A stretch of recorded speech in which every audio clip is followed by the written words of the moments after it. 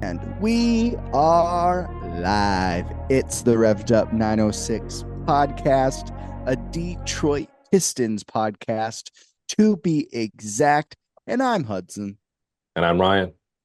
And before we get into episode number 2 of season 3, got to remind you, the listeners, about a few quick things. First off, if you haven't subscribed to our YouTube channel yet, make sure to subscribe because we are going to be bringing you Detroit Pistons content all season long. As far as our Wednesday uploads, every single Wednesday, you're going to get in those uploads. And then also our clips that we are posting daily as the week goes on. And then you can follow us on Instagram. That's in the link below in our description.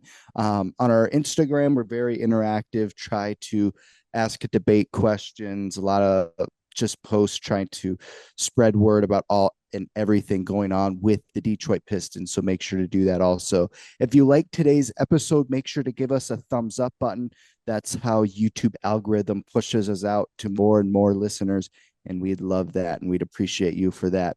If you haven't yet, check out Grind Clothing Co.'s link in the description below. They are our official merch sponsor. So we have a lot of different designs from last season, season 2, and a lot more to come for season 3. We're working up a lot of fire right now. I'm going to be dropping some pretty soon. We'll keep you guys in the know with everything going on, but make sure to go check out that link so you can possibly wear gear from your Detroit Pistons favorite Detroit Pistons podcast, Revved Up 906. All right, let's get into today's episode number 2 of season 3. And if you guys watch the Pistons regularly, and I'm sure you do when you're watching this podcast, there's a reason. I'm sure you have mixed feelings on the Pistons start to this season. And if you're anything like us, we see a lot of positives, but then of course there's those negatives that are sprinkled in. And we're going to talk about why the Detroit Pistons are the best 0-4 team in the NBA. The only other team that hasn't won a game yet is the Utah Jazz. And at the time of this recording on Tuesday night, they are playing against the Sacramento Kings. So we will see if they will remain winless like the Detroit Pistons. And so we are going to talk about why there's a lot of positives with this Pistons team, even though they are winless, but and why those losses have been so difficult and discerning. I think, Ryan, one of the main reasons I think this Pistons team has, struggled in the fourth quarter or struggled in the second half is because of some of their bench production. And I want to talk about Simone Fontecchio in particular. When he got traded from the Utah Jazz to the Detroit Pistons last season, we saw him hovering around 15 points per game, around rebounds, very active on the boards. But to start this season, we've only seen him score in double digits once, and that was against the Boston Celtics, and he scored 11 points. Now, this is concerning for me because I don't know if he's struggling to find his way because there's another big forward now in Tobias Harris, who we have to mention later in this episode as someone that's still struggling. But I don't know what's going on with Simone, but from what I see in the film I'm watching and the games live action, he's not hitting the threes like he used to be, Ryan. And is this something to be concerned about? Or is this just him getting used to that NBA speed again? Because I think if he starts picking up his game a little bit, the Pistons might find themselves on the winning end of basketball because of, the really important play of a bench player. Yeah, so for me, when you look back at when we acquired him in those last 20 games, he was spectacular. He was definitely one of the better players on the team and a player that you would want to be excited for, just to watch and just to be around. But then in the offseason, he actually did get injured. Not necessarily with the team. It was training in the offseason. And then at that time he would have been going over to play basketball and competing in the Olympics there for Italy, but then got injured and therefore sat out and was in rehab all summer long, heading into training camp. So realistically, he missed an entire offseason of work going into training camp. So he's now getting himself rejuvenated into this completely new offense that he hadn't learned before because when he came in within those 20 games, he was learning new concepts for Monty Williams, not JV Bickerstaff. So there is some learning there that he did miss out on here and there getting into training camp and going from oh my goodness, I can't believe I'm blanking on his name, but going from Utah and that's a completely different playbook. Will Hardy, there you go. From Will Hardy's offense and defense to Monty Williams offense and defense within 20 games after the trade deadline. And then all of a sudden, boom, now you're in a third coach's offense and defensive schemes right in a short time span. So like I can understand why he's struggling a little bit. And then he had that injury in the offseason. So you can understand that. But I will say, when you look back at last year versus this year, last year we all knew that we sucked. We're not good. And so when you have that trade deadline happen and Bojan Bogdanovic is sent out, Alec Burks is sent out, Quentin Johnson, Right. not Quentin Johnson, Quentin Grimes is sent out. All these guys are getting moved on from. And then you go like, okay, Weaver statistically has not done a great job at acquiring players. So are Yeah. these guys that he's bringing in actually going to be like something? And Simone Fontecchio, out of all of them, was the biggest bright spot, and he Mm-hmm. was just putting on an absolute clinic. He was consistently, as you mentioned, 15 to 20 points almost every single night. And now you're going sitting here out of the first 4 games of the season going, what on earth? This is a completely different player. Again, I Yeah. think that's just because there's a whole new lens on the team right now than what there was last year. Because last year we all knew we were bad and we weren't gonna make the playoffs or anything. So there was no hopes. It was just more so like, can we end this season on a positive note? Positive note, and he was that positive. Totally. But this year, you add in Tobias Harris, you add in Tim Hardaway Jr., Malik Beasley, list goes on, and Simone Fontecchio that doesn't have all the eyes on him. He's not having to go above and beyond what his expectations were when we first acquired him. And then on top of that, like I mentioned, he had an injury in the offseason that held him out a little bit here and there. He's now learning a third coach's offensive and defensive schemes. So, like, I can understand why he's struggling. And then when he's getting into the game, he's not like getting into the games at a perfect situation like he was last year. Like last year, he was given like the keys to the Ferrari where it's like he can just go out there and do his thing and there's no pressure. This year, there's Right. actually pressure that JB is applying to these guys. Like he's applying pressure to Tobias Harris, even too. Like all these guys, he's being hard on all of the players. And so I think Simone is just it's just growing pains at this point because we all know the player he is and what he can be. So I think it's just he's trying to get back into the groove of things. And but who's to say we could go maybe 5 more, 6 more games before we truly go like, oh, the sky is falling on Simone Fontecchio because realistically, 4 games into the season, I still don't have much concern there. Like we were thinking about, should we be concerned about Tim Hardaway Jr. after his preseason? And look at him the other night against Miami, 20 points, very efficient, no issues at all throughout the game. He was great. So I think this is again just growing pains. He's going to get there. We can reevaluate this after another 5 to 6 games and just see where it goes from there.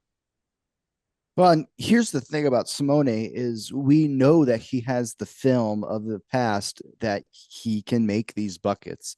I don't know if it's a mental thing where he's worrying about his injury on this, making this, pick and then rolling out. If he's like, oh, worrying about his injury and then catches it and is like, oh, I got to get it up. If it's just like a mental thing or if it's getting used to the speed again, he's in his third year, I believe. So I maybe his fourth, but so I think it's kind of important for him to figure that out because Simone is put into such important minutes because Kate Cunningham can't run the offense the whole fourth quarter. Simone Fontecchio and some of these key bench guys got to come in and lift up this offense so that there's not 3, 4, 5 minutes of no buckets like we've seen these first 4 games so far this season.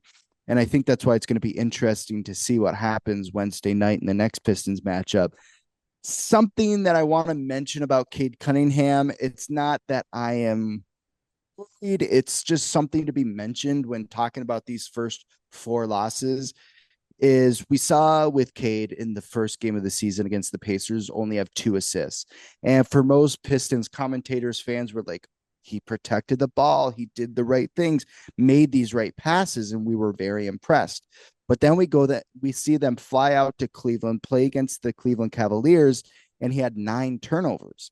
That can't happen from the starting point guard. It just can't.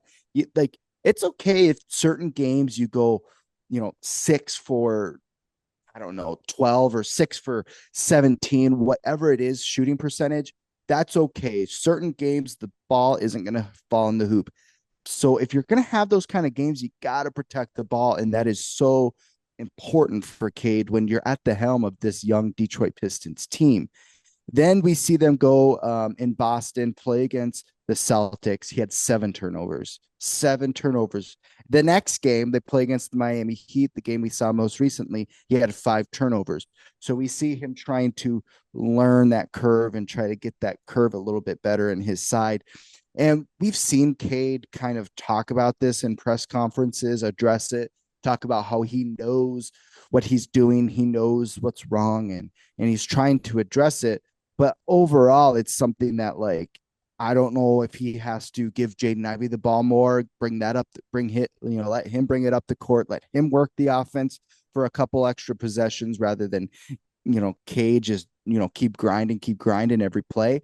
I'm not sure, but Ryan, what's some of your thoughts when looking at this turnover issue with Cade? Because this was something we were talking about his rookie year, and now, coming into his fourth season or third season, it's still an issue. Yeah, to me, it goes back to expectations, right? So, like, we expected Cade to be a number one overall pick when we first got him, and he had a great rookie year. Obviously, the turnovers were a big issue for him. He had to limit it, and we thought there would be growth there in year two. Obviously, year two, we only played like 10 games, but in that first 10 games, like, he was limiting turnovers. He was not turning the ball over a lot. Last year, wasn't really turning the ball over a lot either. Definitely more so than not, but it wasn't that bad.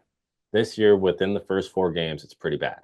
But again, I'm going to give the benefit of the doubt to him, just because not only is he learning another coach's offensive and defensive schemes, but he has new guys around him. It's one thing to play with these guys for a long stretch of time, like open runs and different things here and there, but he really hasn't had the opportunity to play a whole lot of basketball with Tobias Harris yet, or Tim Hardaway Jr., or Malik Beasley, or Ron Holland, or Bobby Clinton. He hasn't had these opportunities. Obviously, they were Tobias and Tim Hardaway Jr. and Malik Beasley even. All 3 of them got in the gym right away and were trying to work on this with them. So, like, there's no fault there. But again, I think it's one thing to do this in practice. It's a whole another thing to do it in a game. And once you get comfortable out there in gameplay, it should be better. It's just, how is Tim Hardaway Jr. going to react if I look for the backdoor pass with him?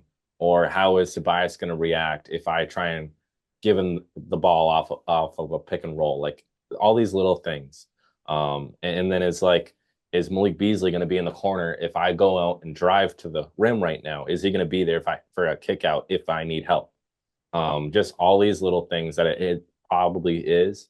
But Cade knows better. He should not be turning the ball over this frequently. But I mean, in all seriousness, 5 turnovers for the best player on your team, not the end of the world. But 9 to start out the year, yes, that is the end of the world. Like, he knows what he's capable of, and we all know what he's capable of. So when you have this is bold of me to say, but when you have probably the most star power that Cade has ever played with in the NBA, you should probably be limiting your turnovers a little bit more because you have help. But I think it's something that he knows he needs to fix. And I think it is getting there because you go from 9 to 5 or below for the next couple of games. Like I think he's trying to pick that up a bit.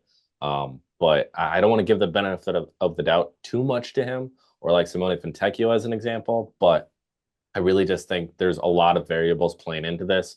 And again, it's super early. We're only 4 games into the season and it's an 82 game season. So we got a lot left. Well, and the thing, I, I pay very close attention to him. Just, I think probably everyone does. They're all kind of leaning on every shot he takes, on every pass he makes, just because he is that star player.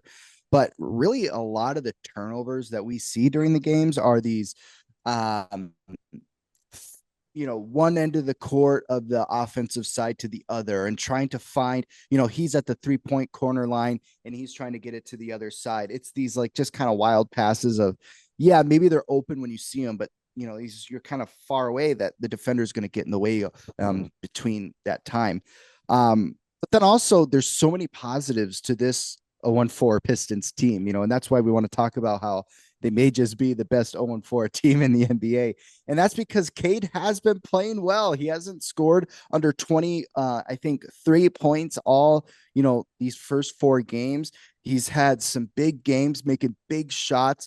One of the worrisome things that we wanted him to be good at was that mid-range game. He's gotten so much better at the mid-range game. He makes everything, it used to be, Cade used to have games where he'd go, like I'd say 6 for like 20, and like we'd be like, oh, what's going on here? But Cade's been so efficient, and he's making the right shots most of the time and taking the right shots rather.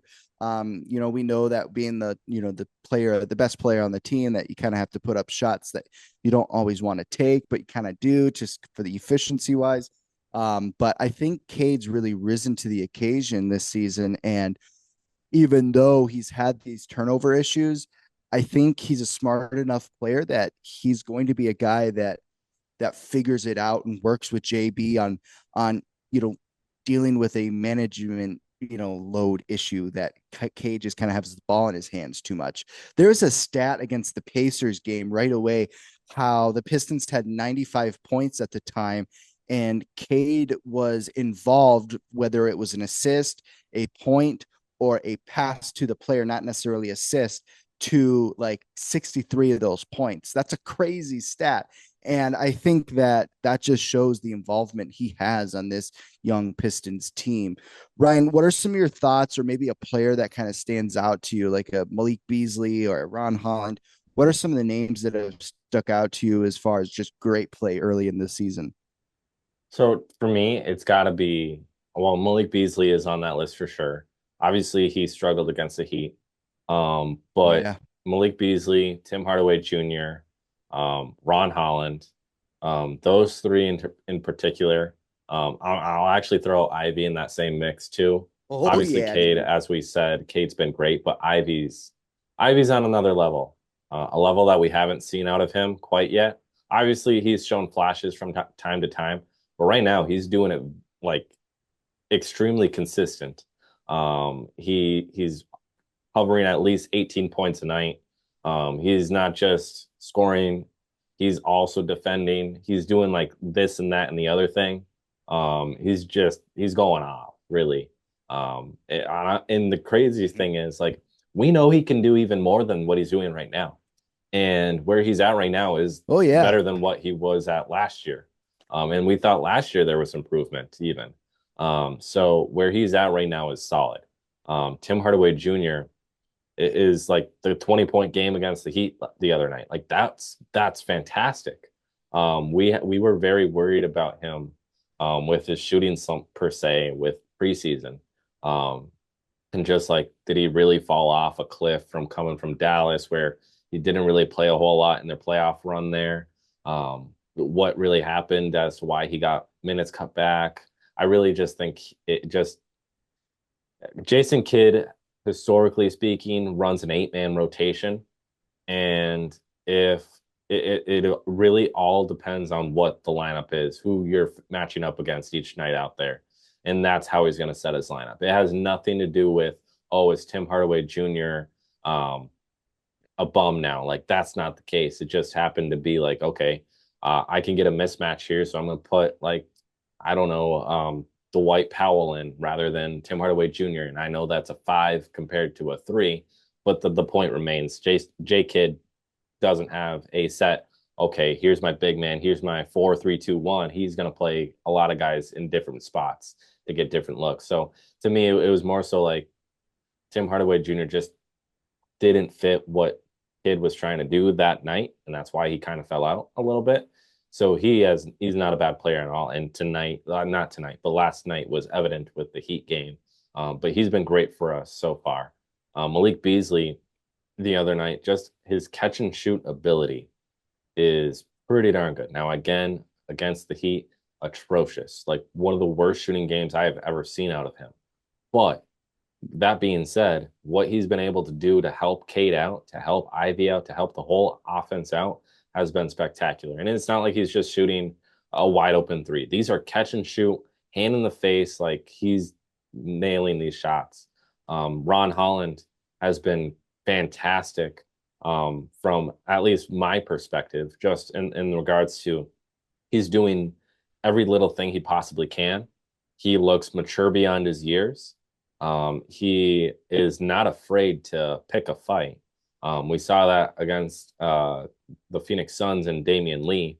Like he wasn't afraid to back down. Like he wasn't afraid to get up in his face, rather. And so like he's nailing it just because he's doing everything that we thought Asar Thompson was going to do last year, but better. Again, Tim Hardaway Jr. is playing like he's not a broken record. Malik Beasley, minus the game against the Heat, has been fantastic. Jaden Ivey has put it on an absolute show. Like those 4 guys in particular are like they're nailing it right now. Yeah, and if I was giving out early season Detroit Pistons awards, I'd be giving Jaden Ivey a most improved player. I can't speak enough about how impressed I've been with him. And listeners, longtime listeners know I've been kind of a hard critique on him. But right now he's averaging, and I'm on statmuse.com for reference, 20.8 points per game, 4.8 rebounds, 3.8 assists, 1 steal, and shooting 46% from the field. Jaden Ivey, come on, dude. Like he's all over the floor. And then may we put a comment in that he's, he was already a physical specimen, but it seems like he's bulked up. And it says right here he's 6'4". I'm not sure if he's always been listed 6'4", but to me on the screen, he looks bigger, bulkier. He's bullying people in the paint. He's dunking on people. He's doing whatever he wants to do, unless that, he misses certain shots here. His 3-point shots gotten better. That was one of his big knocks, last season previous, is he couldn't make the 3-ball. Well, he's making it for the Detroit Pistons. And I think players like Tobias Harris, Malik Beasley kind of spread the floor for Jaden. But I think overall, like he's just been playing great. May I add, he's shooting 4.3% from the 3-point line also. And I believe his career average is 34%. So if he keeps on this path, he's added another 10% to his 3-point percentage, which is incredible, increase. And I'm hoping that we see this as the season goes on, him just progress. And he may be looking at a most improved player for a NBA League award if he keeps going at this trajectory. I'm absolutely impressed with what Jaden Ivey has done. I don't know if he's worked with Chris Brickley. I don't know who he's been training him, but whoever's training him, keep with it, Jaden Ivey. Pay them the big bucks, because whatever they're doing the right thing. And I think Cade and Jaden are starting to finally find their role together. And I'm just happy with what I'm seeing from Jaden Ivey. And I think that's the main reason why the Pistons look as good as they do, is because of Jaden Ivey's stellar play alongside Cade Cunningham. Somebody I want to address that's not made a bunch of like you don't hear his name a whole lot. I feel like these first couple of games, I don't think that's going to be frequent. Is Jalen Duren? We're seeing him kind of get these small double doubles, not getting huge points in the points category, but rather getting his rebounds, doing his thing. I don't know. It's kind of hard for me to address Jalen Duren right now. But Ryan, what are some of your thoughts with the guys in the paint like Paul Reed, Jalen Duren, what we've seen from them? I don't think they're necessarily a weak point, but I think, the Pistons tonight technically are going to be going against the Sixers, going against Embiid and Paul George. What do you kind of expect from them as we move forward? So when I was actually hoping you were going to bring up Jalen Duren, to be honest, he is not what I thought he was going to be through the first four games. Again, like you said, he's doing his thing, but like he is doing his thing. He is a double double machine, but he has not looked spectacular either. He's roughly shooting 85% or so from the field, which isn't bad. It's not bad at all, actually. But when you're right next to the rim at all times, it should be higher than 85%. Um, Yeah, yeah. and I'm not trying to nitpick too much here. There's high expectations, at least on my end, and I know from your end too. Big There's time. high expectations for Jalen Duren to be something more than what he is right now. He should not be just getting 10 and 10 Well, as an average. yep. Like it should be at least 20, 15 is what you're going with as in terms of points and rebounds. 2015. That's what we're asking for. We're not asking for 10 and 10. Isaiah Stewart can get you 10 and 10. Paul Reed could get you 10 and 10. Jalen Duren could easily get you 10 and 10. There should be no reason at all where he's not getting you at least 20 and 15 or 20 and 12. Like he should be at that mark, and I don't know why he hasn't been. Maybe it's again, maybe it's a toss back to the fact that Cade has played so well that he hasn't had been relied upon as much, or Jaden Ivey's played so well that he hasn't been relied upon as much. Or maybe it's just that JB Bickerstaff seems to be more guard heavy in terms of offensive focus rather than big heavy, which it does seem that way so far through the first four games. So there's multiple different reasons as to why he could be playing this bad. And again, he's not playing bad per se, but he's not doing what we expect him to do. We expect him, again, to go out there and at least get you 20 points, at least 18 points as a minimum. But he hasn't been doing it. And it is worrisome for me because you look back at this past offseason, he was with the U.S. select team going up against Team USA, and he was bullying all those guys. And we had so much hope and expectations and praise for him, where it's like now we're seeing 10 and 10 through the first four games of the season. And again, it's the first four games of the season. There's a lot of games left. But the fact, like, we have so much hype around him through that time span in the whole summer, and then this is what we get. Like, how does it go from Jalen Duren last year Right. going like way up here to way down below? Like, how does that drastic change happen? And again, it could be because of the coaching, could be because Jaden Ivey's finally doing his thing, could be because Cade Cunningham's doing his thing, could be because Tim Hardaway Jr. is finding himself within the team, Malik Beasley, Tobias Harris, etc. It could be multiple different reasons. But still, the expectation should be that Jalen Duren is at least getting you 20 points and at least a minimum of 12 rebounds per night on a regular basis, not 10 and 10. Make sure to comment below on Jalen Duren's play so far during the 24-25 season. We'd love to know what you have to say. Before we wrap up today's episode, I want to talk about one more player that I'm not disappointed. I'm just letting the people know of where we're at with him and what we hope to see from him. I want to talk about Tobias Harris quickly. He has 10 points per game on average right now, 7 rebounds, 2.3 assists, not even a steal, 1 block. But the biggest thing, Ryan, shooting 34% from the field. We cannot have that from Tobias Harris. It's like we get a couple of guys that we've always wanted to be efficient. They're starting to be they're starting to get on the efficient side. And then we bring in a guy that's supposed to be super efficient and he's falling a little short. And we talked about it when we brought on, when the Pistons brought on Tobias Harris, and we're like, okay, we're hyping him up because he's so consistent. Well, his career average is 16 points per game, but he's averaging 10 right now. He's up in rebounds and assists by just a tad bit. But I'm not necessarily worried about Tobias Harris. We know he's a pro's pro.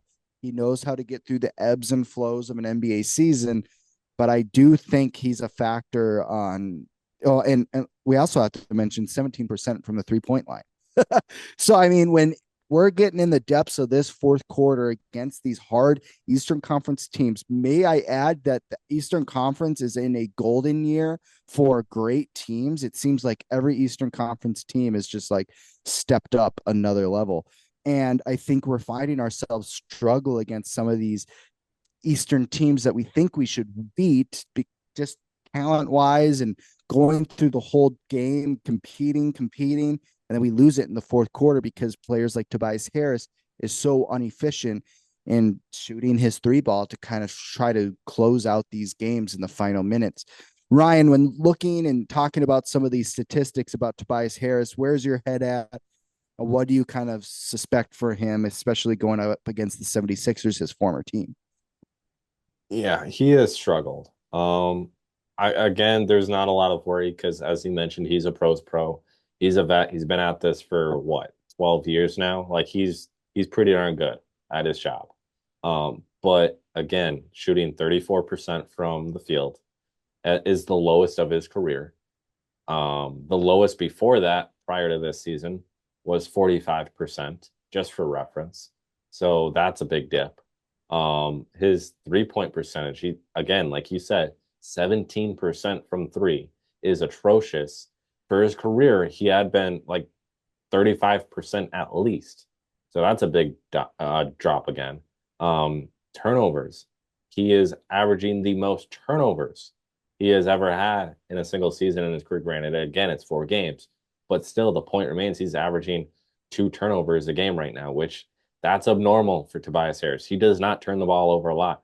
If you go back to his early days with the Pistons, he rarely turned the ball over. It wasn't him. It was Andre Drummond or Blake Griffin or et cetera that were turning the ball over. And I understand Blake Griffin did not play with Tobias, but still, that's the point. Tobias didn't turn the ball over. And then fouls, like he's fouling the most so far in a single season that he's ever had. He's at around 3 to 4 fouls a night. And it's like, whoa, what is going on right now? Because he doesn't foul and he doesn't turn the ball over. And then normally his shooting is pretty darn good. Not 34% from the field and 17, not 34. Yeah, 34% from the field and 17% from three. Like these aren't normal Tobias Harris stats. So it may just be just he needs to get to the back into rhythm, needs to get back into the groove of things. Like he did miss preseason with a couple injuries here and there. Like it's not like the end of the world right now because again, 4 games. But it is a little worrisome to me that, and again, I love Tobias Harris. I don't doubt his abilities at all. I don't doubt. I want him to be in the locker room because he is a great person and a great basketball player. But it is a little worrisome that 34% from the field, lowest of his career in a single season, 17% from three, lowest in his career in a single season. 2 turnovers, highest in his career in a single season, and then 3 turnovers, highest in his career in a single season. Granted, it is again 4 games, but the expectations are Tobias Harris has to be at this level, not at this level. And he has yet to be here. He's only been here. And granted, again, 4 games in, but we expect him even 4 games, even 2 games, we should be expecting him through the roof, not where he is at right now. So obviously there needs to be change. I think he's just needing to get back into the rhythm of things. And I do actually expect him to be having a big game against the 76ers tonight. I think the expectations are he's going to go out there and do his thing, but I expect him to have a big game because it is his former team. Bounce back for sure for Tobias. Make sure to comment below in the comment section what your thoughts are on the first 4 games with Tobias Harris and what you may suspect for his next couple of games, and hopefully he can turn it around. Now, obviously, there's positives and negatives to this for games of the season and winless right now for the Pistons. But I have been thoroughly impressed with the talent level and the leap this team has taken as far as just getting the ball in the bucket. These dudes are hoopers. Cade, Jaden Ivey, I can't express enough how impressed I've been. And that's why I think they're the best 0-4 team in the NBA. So go Pistons, go. I'll shout it for a lifetime. I love the Pistons and I love the way this roster is looking. We just need some of these bench players to kind of step it up a little bit more. And this Tobias Harris veteran to kind of just show us a little bit more for this Pistons team to get a win against this Philadelphia 76ers. Make sure to like and subscribe, and we will see you guys in the next episode. Peace.